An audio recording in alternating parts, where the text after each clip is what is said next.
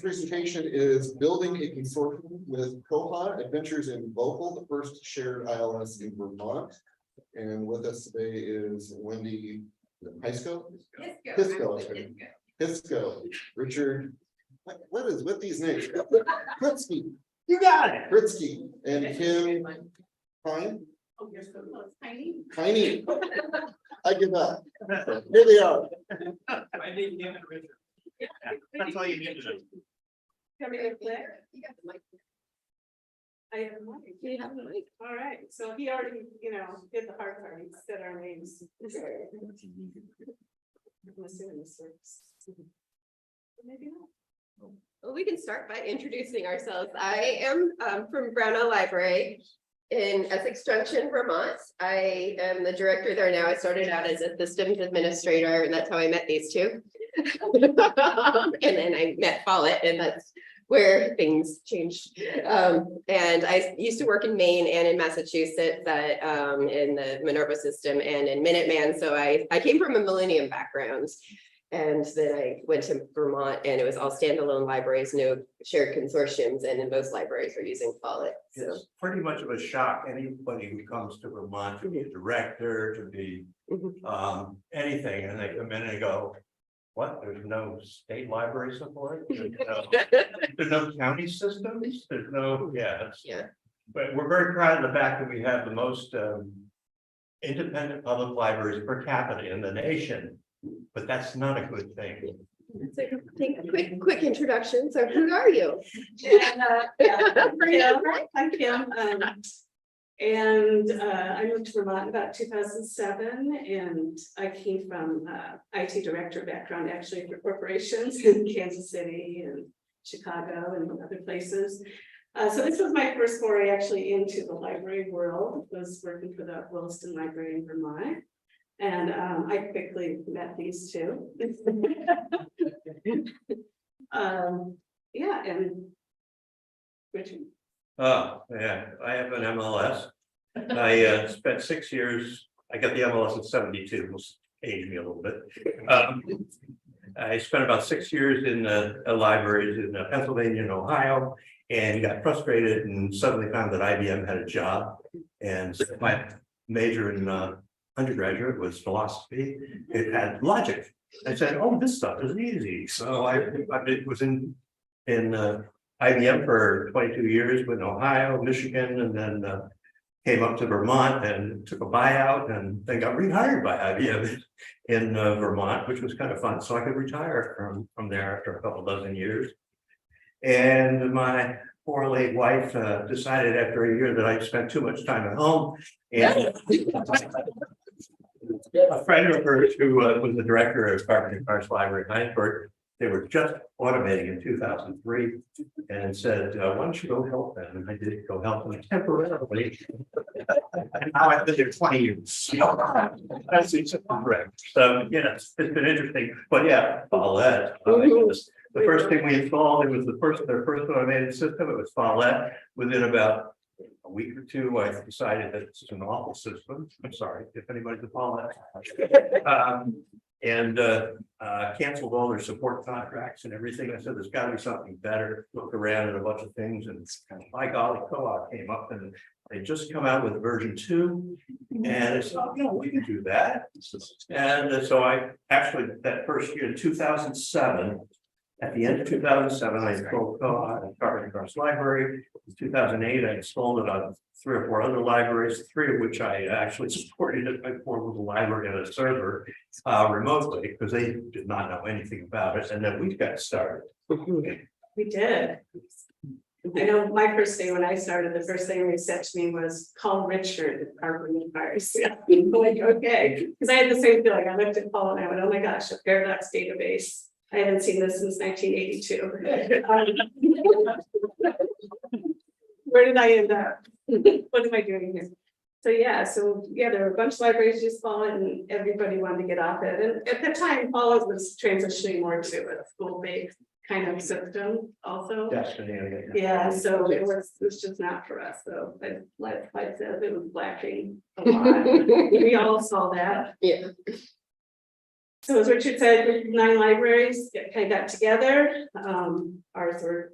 I wasn't there You yet. weren't there yet, but your life was Penny, I don't know. They knew about it. They knew about it, Rich. My library was, I wasn't there yet either, but Your predecessor. my predecessor was there. So they looked at open source and wanted to do tech support ourselves, and Koha was the choice. Yeah. It worked well for a while. Yeah. So, Initially, they were standalone, and I that first year or two, I think, what am I, must have done almost 8 to 10 installs, probably suddenly all over the state, doing these standalone installs. And then finally, we got the brilliant idea. Let's put it all together. And that's when, version 3 came out. Oh, and that's right. And then, we were trying to figure out how we were gonna do it, and I went to Koha-Con in Plano, Texas, 2009, and met Brendan and Nate. And they were just starting their company up, and I said, oh, this could be interesting. Next thing you know, we were signed up with them, and they were getting us credit. It was great. Was it about that time that you joined us, Nick? no. it was a little later. Yeah. Okay. Mhm. By the way, Nick, they stole Nick. They stole Nick from us. Well, we didn't attend it. Oh, well, that's okay. Sorry. I'm old and the dates all kind of merge together. Yeah. So we all got to, we were having meetings pretty regularly, talking about what we were gonna do, how we're gonna support this. And we were all waiting for the consortium version of Koha to come out, because that's what we wanted. So we were pretty excited when 3.0 came out with the consortium features. Limited, but consortium features. So we all were together in a room, and it ended up that there was just 4 of us left by the end of the day that were talking about system preferences. And we became the VOKAL implementation team, just sort of out of a process of elimination, because we're the only ones that. Well. Yeah, and cared, like we cared about, like how we care. So that was Yeah. Amy Boisberg was an SQL expert. Contracted out. She actually lived in Point Jericho, I think. yeah, she was a library volunteer for a tiny library. Right. Very But she could whip up code almost as well as Nick can. So that's how we all came to be together. Mhm. We are. Here we are now. And most people, they think we're all the same person because they never see one of us without the others. And yeah, somebody in Vermont's like, oh, there's Richard, where's Wendy and Kim? They must be here somewhere. We are separate people. Yeah, and then we started some other committees. We did a consortium committee because we wanted input from all the libraries, because there are a lot of different libraries in Vermont. Like I said, they're all kind of run, differently, they're all by their towns. So we needed input from all of them. Yeah. including By the way, schools. when we say large, Yeah, large is not large. it's not large in any other state. Mhm. Large, that's Fletcher Free Library is the largest public library in the state, and would be, when I was in Ohio and Pennsylvania, it would be called a medium-sized library. I mean, they own, what was it, 140,000 volumes. Mhm. It's not that big. Yeah, early on, Brownell was the large library, and we had 70,000 items in our catalog. So that was, we became the leader of this whole journey to provide the database. Yeah. And then we did circulation committees, book workflow and record sharing etiquette. And these committees still exist today. Mhm. And then a cataloging committee for baselining and training new people as they came on. Yeah, the circulation committee includes everybody that wants to be interested in any of it, because it's a great education opportunity for people. The cataloging committee is more professional catalogers that are really kind of getting down to business on the details of these records and how to share them. And then the consortium committee, we include a small, medium, and large libraries for Vermont. And the small libraries are usually 1-person libraries that are part-time and really trying to understand where their weight is versus Brownell that has 13 staff. I think they're all important. Yeah. So Vermont didn't have a delivery system, and most ILSs are based off of a delivery system. So we've had to do a lot of sort of gymnastics to get the That's what our system. motto became, screw it, let's do it. Yeah.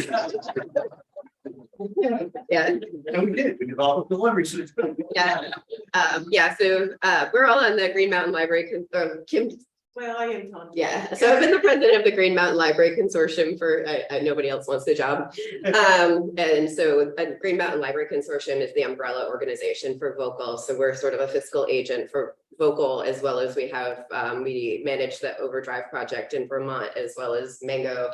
And so it's mostly technology projects that we've been invested in, but there was the state continued to kind of punt this idea that we were going to have a delivery system and kept saying they needed to research it more. And I had lived in Maine and Vermont and worked in libraries with delivery systems, and I knew you could just hire a vendor. So And she did. yeah. And so in 2016, we did launch a delivery system in Vermont that the state is now managing. So that was, but it's still not every library gets delivery because it's a mountain area, and not the delivery system is based off of where the deliveries can be. Like if there's other businesses in town, it's affordable for those for the delivery systems to get to those libraries. But that's a different. So that's yeah, Growing. it's growing. Yes, yeah, but it's still not a truly statewide system. But we did have, before we even started, I think, at the same time, there's a group of libraries in the large county, we're all in actually, Chittenden County in Vermont, that we have reciprocal borrowing called One Card, where people have their own cards at a library, but they could use it at another library. So they'd have to pick up and return things from wherever they got them. This is still in place today, widely popular. But they, they could go to other libraries. And at the time when you had standalone systems, every time somebody from another library came into your library, you had to add them in your system as a new patron. So you had, a patron could be on 20 different library systems with cards, and nobody knew from one library to the next what was happening. We were, sending each other lists of patrons that had overdues at other libraries that belonged to one library. It was It still is kind of a mess. So we also created a reciprocal borrowing committee to try and navigate all that as we came together, because a lot of the libraries that wanted to get off it and move on to Koha were in Chittenden County. Not all, but Yeah. And now Vermont has two other, we have Mad River Valley, which it has 3 libraries in it. That's its own sort of reciprocal borrowing system. And then I forget the One Card, and that's where Nick came in. That's where Nick came in. And then, yeah, this is, how many hours we did to say, how can we migrate in all these patrons when this patron exists on all these different systems and has items checked out at all these different places, and how can we do this, and how do we add their libraries in Koha so they're kind of a fake library, but fake branch, I should say. Yeah, it was quite a bit. yeah, and this was, I think, Bywater had 3 employees at the time, so we spent a lot of time talking to Ian.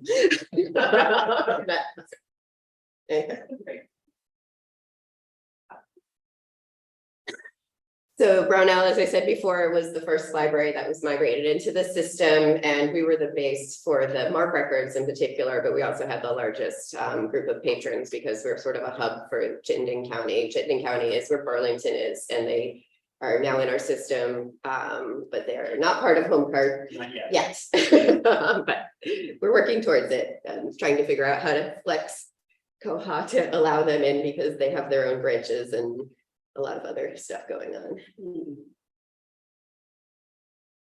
And then we had our great system. It was a standalone Koha system, and we had 2 weeks of beauty at Brownell. And then Dorothy Alling migrated. That was fun. Yeah, so we had it set up as individual branches, which we thought was going to cover everything.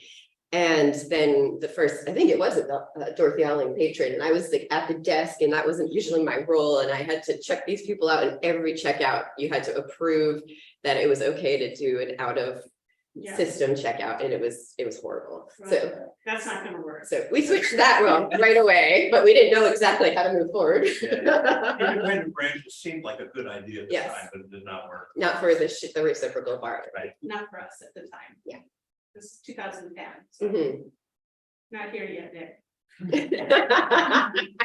And we were busy, we would meet every week Mhm. with Bywater and talk about migrations, because the three of us, we do have full-time jobs. Yeah. Our own libraries, and we were also migrating in all these other libraries, answering all their questions and dealing with how do we do this. So that first year we moved in 22 libraries. Yeah. System. So around every 2 Every weeks, yeah, every 2 weeks we were migrating a library in. And yeah, it was like we were literally in touch 24/7. So things would break. Yeah.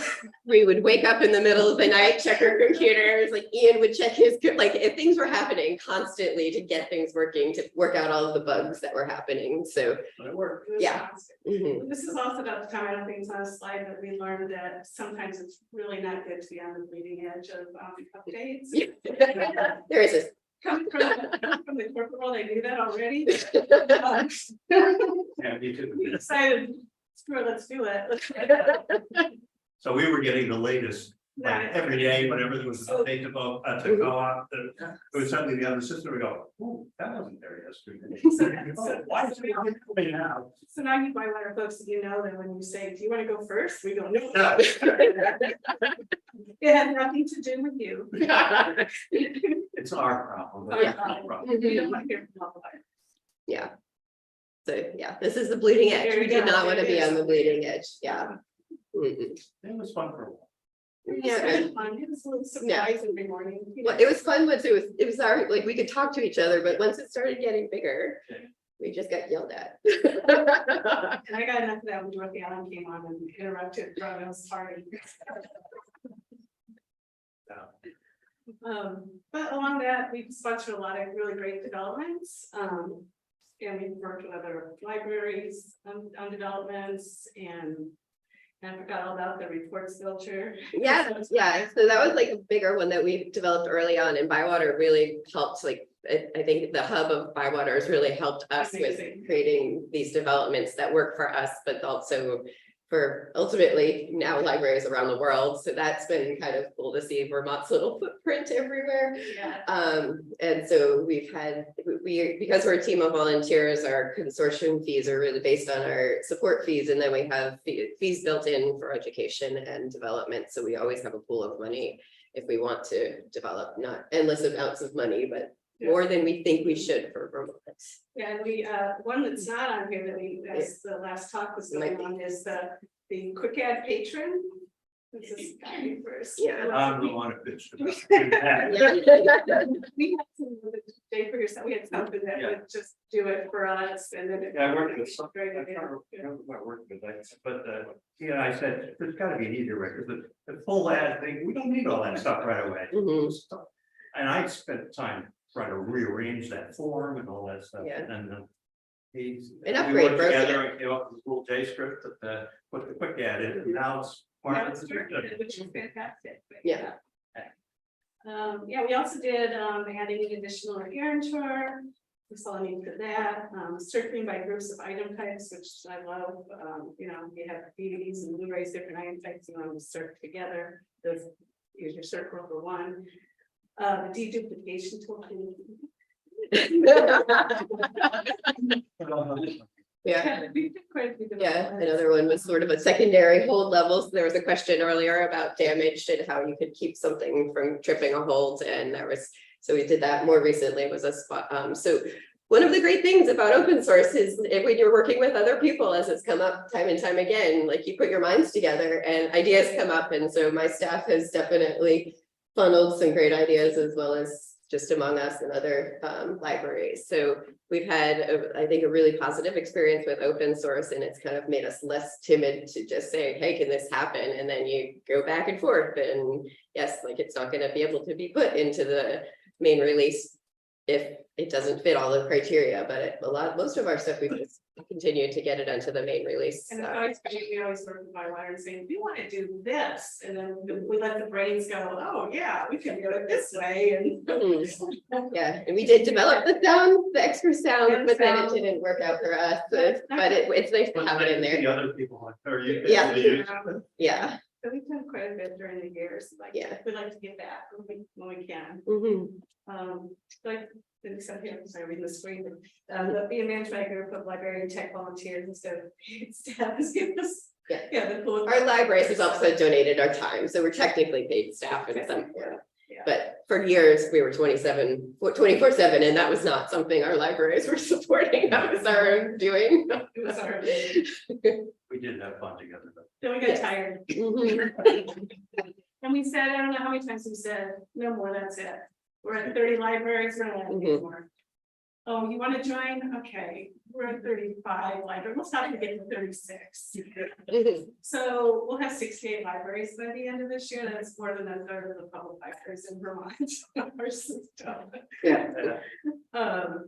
Yeah, so right now we have 66 libraries, 3 branches, 2 more libraries are going to be added in shortly, it's by November. one, I keep forgetting, one of the libraries is just a bookmobile. One is just a bookmobile. Bookmobile. Yeah, I don't that's even know the- about that one. Oh, I was thinking about, okay. Yeah. Yeah, and. Yeah, so you can see the numbers there, but Mhm. so we're pretty busy. Our construction is really crazy busy, and we haven't called makeup yet, but we should. It Mhm. wasn't really a 2012 place, but Nick was instrumental in so many of these migrations. Oh, shocked. Yeah. Oh.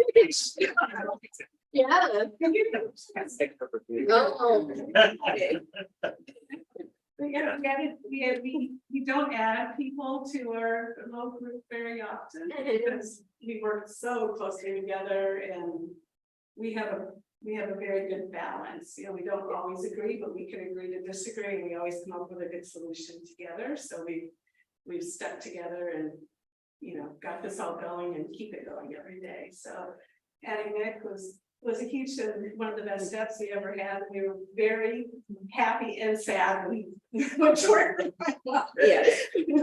Glenn's still around, but yeah. Yeah, we still bring them back at least every year or two, yeah, for a sequel workshop, reports writing. Going out to lunch. Yeah, a lot of our stuff has gone through food, so Richard was paid through sandwiches early on.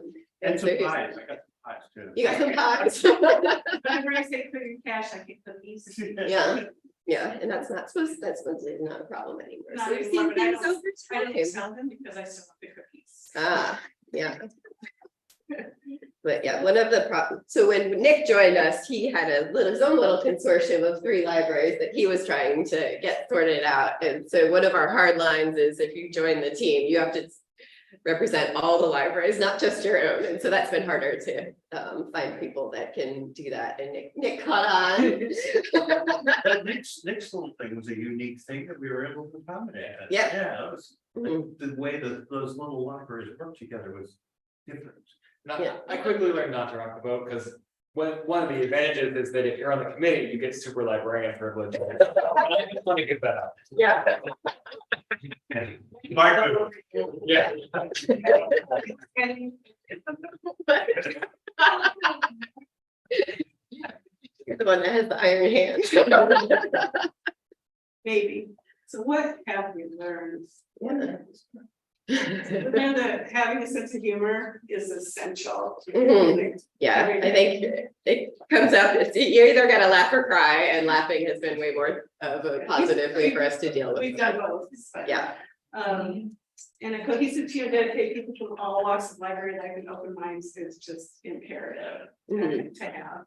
yeah, and it doesn't always have to be a librarian, No, as Kim can demonstrate, she's managed to be a leader in Vermont libraries as a tech person, yeah. Not everything will go as planned, but having a great partner like my mother is Mhm. really key. Yes. Could never have done it without you guys. And Yes, as Richard will attest, food is a great motivator. Mhm. I don't care who you are.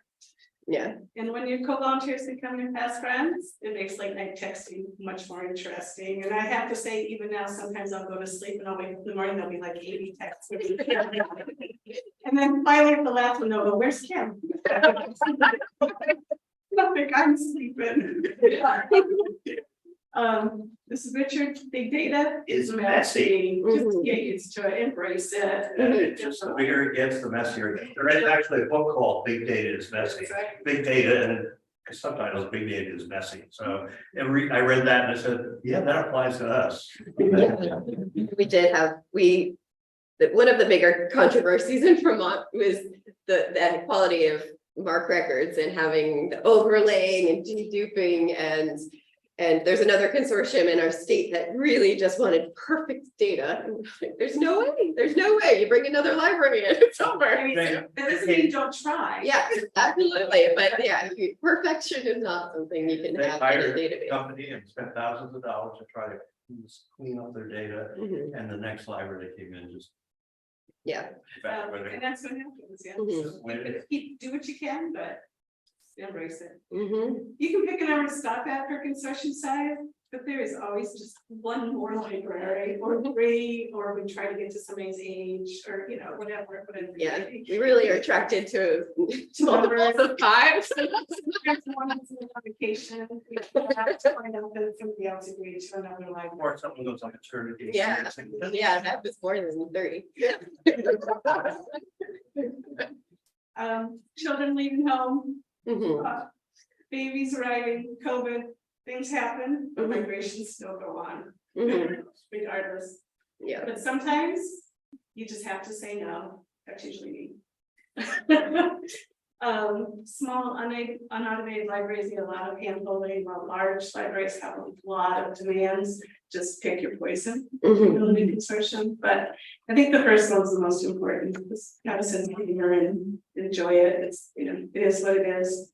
And yeah. Yeah, I would say that none of us ever planned to be the leaders in a large consortium. No, I just plan to just kind of, this is kind of my second career thing. I just kind of plan to slide in, oh, I get to work in the library, I love books. Nobody knows I was a tech director. I could just kind of Wrong. yeah. I couldn't do it.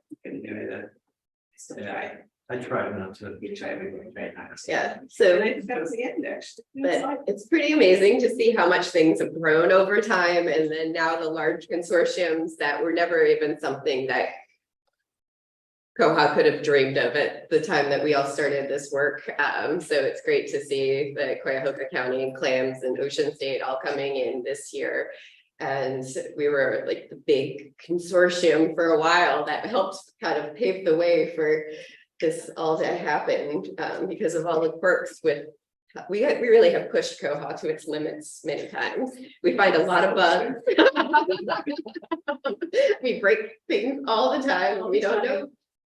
It's not an intention, but it happens. And we're very different. I think maybe all consortiums of libraries say that, but it's we're yeah, I think you guys probably go, oh, yeah, it's that vocal group.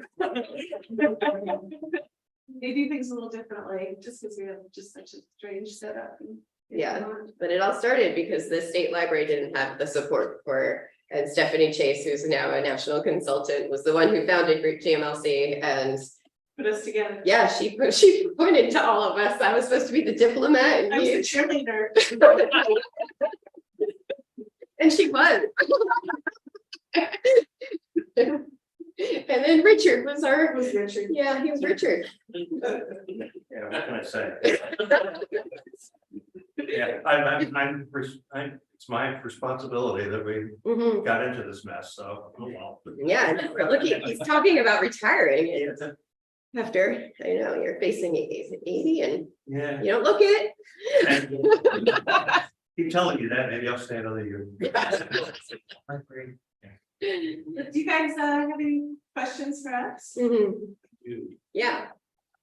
Any questions we can answer? I can answer any question, it may not be right, but. I want to, first of all, I'm Ben from Fargo, which is North Dakota, so I feel a lot of your. Yeah. Mhm. You are one of the two states smaller than us. I want you to unpack number 10, because that's doing a lot of work. And Yep. like you said, you had a bookmobile, a library that is only a bookmobile, so Right, presumably doesn't have stable internet access. That is probably only one or two people, like, Mhm. can you give me some anecdotes or unpack what exactly how exactly you're managing things like that. You know, I don't hear much from them. I know we, at Dorothy Island, we actually have a bookmobile as well as our library. And we use a hotspot and usually an iPad and a hotspot and a wireless dream scanner. That's what they do too, I believe. Yeah, and we have pretty good luck with that. Good.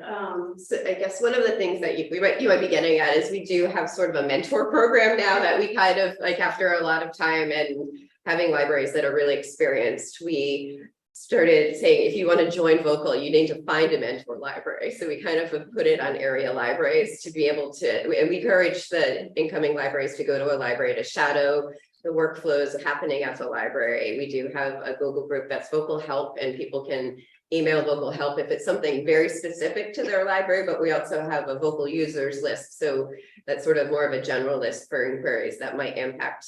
And that's what we really encourage. If people email us at VOKAL Help and it's something that's going to impact the whole systems, we just say, please, like, we'll answer this question. We're CCing VOKAL users, use VOKAL users in the future, because if it's one question, it's from one library, it's very likely a question from many libraries. And so that's where it's like, there's no stupid questions. We're all in this together and we want to help you. When we do migrations, we usually have a few conversations to start up, to just kind of see what kind of resources they are. We tell them you have to have your own tech support. So our contract that we have, it's like they have to have their own internet. We're not doing their actual tech support at their library. So we'll support the ILS, but we're not supporting the technology. And we still get calls being like, our Wi-Fi's out. Like, okay. It's so sad. Yeah. But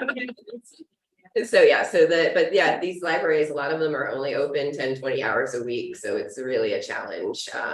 And they also have staff that turn over all the time. And that is, I think, the greatest challenge for us, because you could get somebody completely trained up and then they can't survive on 10 to 20 hours a week, or they find out like it's not all about reading books. They walk. So it is a balance. And so we did a lot of unautomated libraries, and we decided that was beyond something we could support after a while, because you're like, I was at libraries trying to teach boards of trustees how to catalog and Just the procedures. They Yeah. don't have the procedures. Yeah, they don't have the training. It's really small communities, and that having the most libraries per capita in the country is not a great thing when you're dealing with a town with maybe a population of 500 people.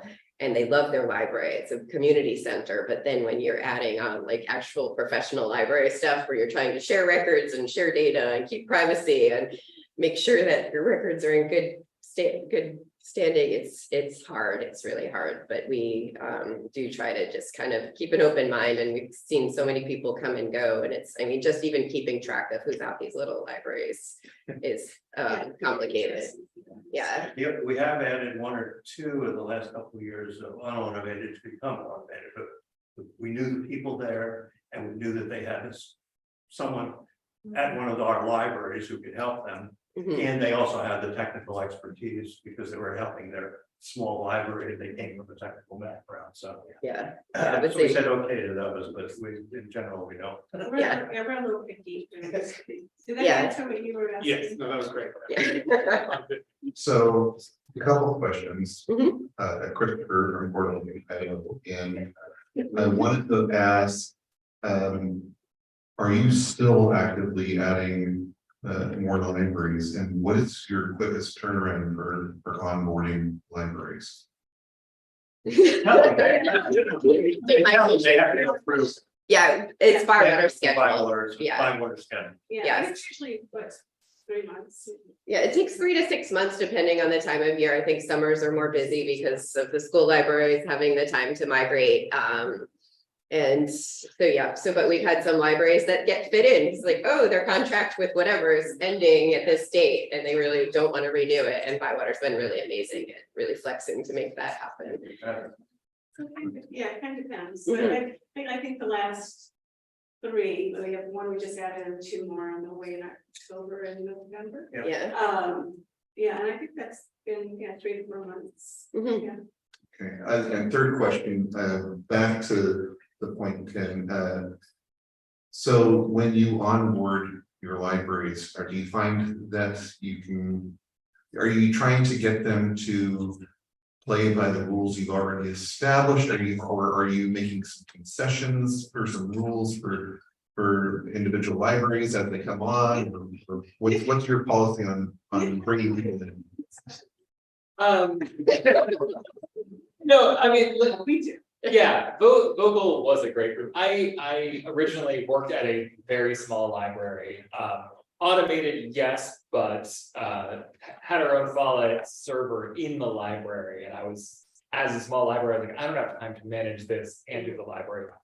So it came to VOKAL, and there are a pretty solid set of rules. As they've mentioned before, the consortium committee, they meet to decide the system preferences. So if you need a change, you're gonna have to talk to a lot of people. I think the more that the libraries are willing to give to VOKAL, the more that they're willing to put in, the more they can get out. That's why I came in with an attitude of let me give them everything I can and see what I can get out of it.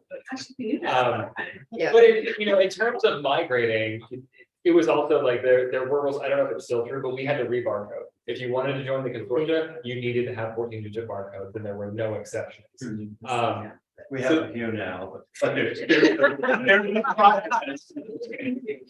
Concessions they go. Don't let people, they have control of their own circulation rules. We don't make everybody use the same rules. Each library does their own. But things like item types and patron types, we're very controlled on those. Shelving locations, since there've been some changes, even sign up for library, we're a little looser on. We say if none of these work, come and let us know, but we have a lot. Some of these should work. Collection codes again Are pretty flexible. we don't have a lot of people using collection codes, so yeah, we're pretty flexible on that. We all went to, most of our libraries went to ask them, so we made some changes and added some things to work with that better. And we did one little thing that a lot of people like is the items 952, the J field. But to help with the annual reports that they do, the state does require, we set up some categories there that they catalog the books and whatever and put in the proper category. There's a report, then they can pull all that out for them, so they don't have to go manually run their own reports to get the annual report stuff out.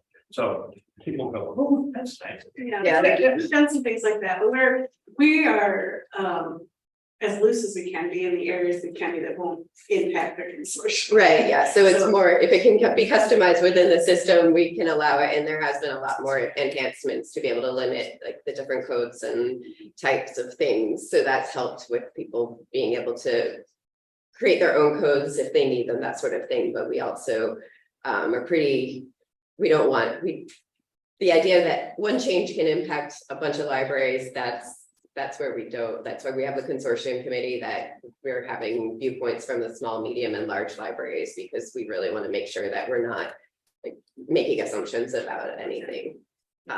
But we do let. And we don't, like we said, we have, they're super librarians, but no other people really have those privileges. So any changes have to come through us. We even have it so that actually if there is something that needs to be put as a ticket, one of us puts it in as a ticket to the system. So we know that's We are working on succession planning and what is the next steps, and creating more committees, so more member involvement. So having potentially more super librarians, but Kim hasn't really bought into that yet. And also like membership committee, so we won't have to be managing just those initial interactions with interested libraries. I figured out it'll live forever, so we gotta do something. So Yeah. I have. Yeah. Yeah. So And I'm dealing with a lot of politics, so I'm not using the system as much.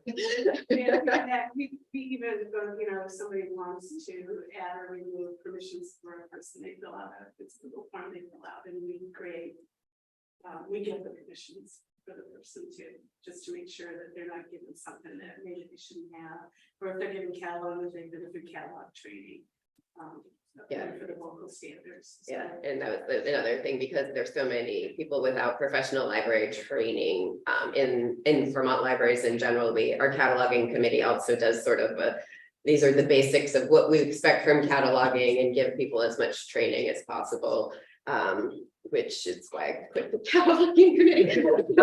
It is there, and there's catalogers that are way more excited about sharing and nurturing that, but when you're dealing with too many things, that was just a lot to try to train people how to be catalogers.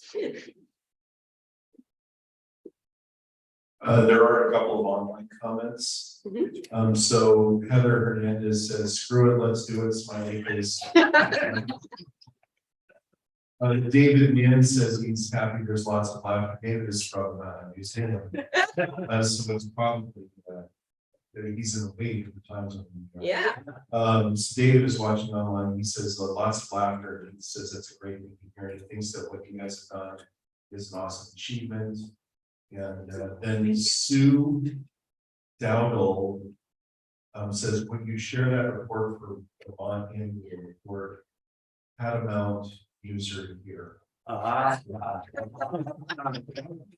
You know, try to pull that out. We can absolutely do that. We can do that. But they'll have to change a lot of Yeah. Yeah. And we also use that for the count, we use that for Aspen to define what's juvenile adult. Right, and video or audio books, yeah. Just to say, Catamount is the sister consortium to VOKAL in Vermont. Well, I don't know. Search for it. I just tried to pick the best one I could come up with. It's the other consortium. Yeah, and if you buy us a beer or two, we'll give you the whole backstory. But yeah, so we're happy to share that with you. Are they also? Oh, Yes, they are, yeah. Except it's a long story, we could do a whole nother presentation. on that. Yeah, it was originally supposed to be evergreen. Actually, they were originally gonna go to Evergreen. Yep. And then they suddenly switched to co-op. Mhm. There's a question over here too. This is Felicia from the Interested Library. Can you just talk a little bit more about the cataloging training that you did for the libraries, because the state library kind of plays the role of sort of Yes. what you guys do. Yeah. And kind of similar in our state, there are lots of tiny libraries. Yeah.